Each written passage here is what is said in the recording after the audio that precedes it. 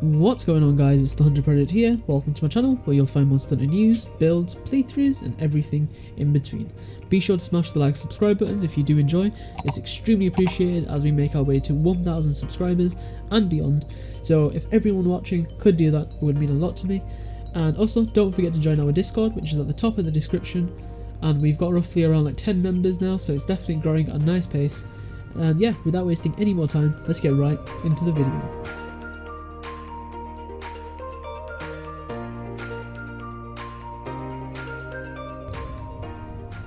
So today I'm going to be bringing you a definitive guide on getting decorations in Monster Hunter World, and I'm going to be going through all the various ways we can get decorations level 1 all the way up to 4, and with one of them being extremely optimized in terms of time as well as overall materials. So starting off with level 1 to 3 decorations, we are going to be doing decoration specific event quests. The two that we have are low rank, and it's going to be the Greatest Jagras and the Names Larvesio, and of course their respective monsters will be of their quest titles. So these quests are going to be getting us decorations such as Attack 1 and Protective Polish, which are both extremely useful, and of course many builds can revolve around them. And I know that you can get Protective Polish now through the Melder, but it is extremely resource heavy, so it's still not recommended to do that route. But if you want to, of course, that's one way to bypass. But for Attack 1, for example, that's not going to happen because you cannot meld that.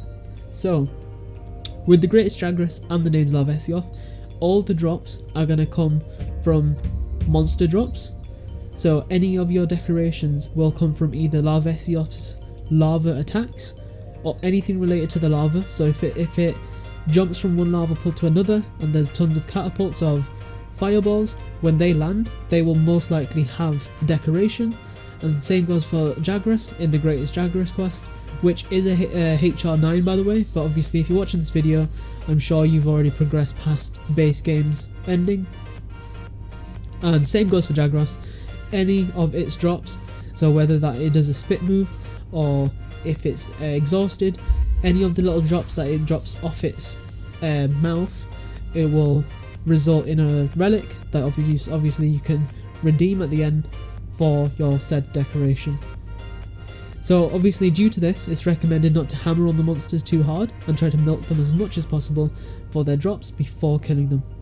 This is not recommended personally by me, as it can take 5 to 10 minutes for each quest at an optimal speed, and this is fine. But if you're already at Iceborne's endgame, then there's much better methods, but we'll come on to that in a second. So as for level 4 jewels, if you want to do them via a direct quest, the best one, and if you have a good hunting team, this is probably the best way to get level 4 jewels, and this is to do Wrath of Thunder Descends, which is a tempered Zinogre quest that grants a few level 4 jewels, and it's very consistent, and it's probably the most efficient way to get your level 4 decorations. However, it involves a lot of tempered Zinogre and is only effective if you're slaying it relatively quickly.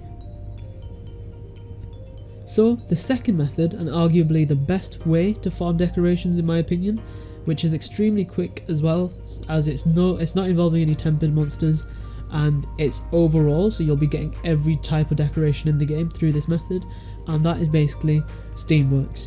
So one way that you can get a lot of steamworks materials is basically to do the event quest, A Farewell to Zinogre, which is an arena Zinogre quest, as the name suggests, where all the drops and some of the rewards in the rewards menu are going to be dragon vein materials, which allow us to fuel the steamworks.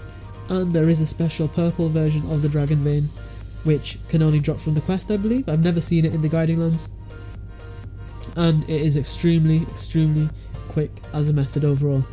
Currently melding tickets are in the loot rotation right now, so definitely go farm this while you can, as the loot pool does switch every so often and it won't contain melding tickets depending on the pool that's for that time period. But of course don't worry if you do miss it, as the loot pools do swap relatively quickly, so even if you miss it you probably won't have to wait too long before it comes back into rotation, and you can still do another method if that is not possible at the time, which is basically to just farm the guiding lands mining locations. And it's a tiny bit slower, but you're still going to get the dragon vein, and it's still going to do the same end result, which is what you can see on screen right now. And finally guys, if you do not like any of these methods, you can always go back to the base game's way of farming your decorations, which is to do investigations. And of course your tier of investigations will correlate to what type of decorations you are getting. So of course you can easily just check that up on the internet on what type of decorations you would want from each investigation. I believe tempered elders grant the best, of course, and then going down from there they will reduce in terms of rarity and how good they are. So personally, I would scrap the investigation method, which is why I haven't talked much about it, as the dragon vein method, as long as you have okay RNG, and that's not even the best RNG, if you just have okay RNG, you will rack in so many decorations. And if you have good RNG, and like really good I mean, you'll be getting literally the best in the game. Like you might just end up getting 3 attack 1s or 3 critical eyes, or even like attack +4 possibly, and you might even get multiple of them. It's extremely effective and easy. It's just one key thing is to make sure your steamworks is set to output of 10 and not to 1, so then you're not spending 2 years going through your steamworks trying to get each of them. So when you do hit the peak of the steamworks, say for example you get silver melding tickets, instead of getting 1 you'll get 10. So that's where it becomes extremely effective and efficient. So guys, this does bring us to the end of this quick definitive recap of decoration farming in Monster Hunter World. If you did enjoy or learn anything new, be sure to smash the like, subscribe buttons. It's extremely appreciated as we try to reach that sweet 1000 subscriber goal, which you guys have been amazing at with the support. Don't forget to join our Discord at the top of the description. Thank you so much for watching, and I'll see you in the next one. Bye.